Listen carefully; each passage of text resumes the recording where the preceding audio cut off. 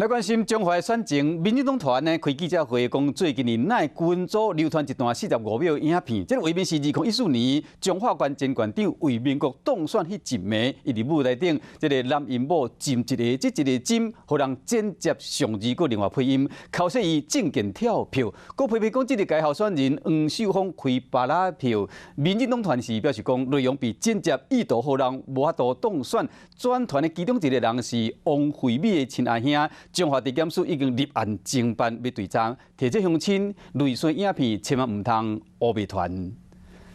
中华关民进党团开记者会，公布一段45秒影片，画面是2014年中华关前县长为民国当选的迄暝，伫咧舞台顶欢喜染舞佮真舞，画面红传起咧网络，影片目红乌白边，佮另外配音，具体选情开支票、弄跳票，佮批评这届县长候选人黄秀芳开巴拉票。民进党团骂这个影片无欠名，内容佮抹黑，想要互人无法度当选。他的团队的人呢，都在散播这一个抹黑攻击的影片，特别是这一个我们看到这个圈内王连峰呢，就是王惠美的亲哥哥。民进党团甲军组订立团的画面甲翕落来，讲这个 ID 号名叫王连峰的人，是争取连任中华县长王惠美阿兄。黄小王，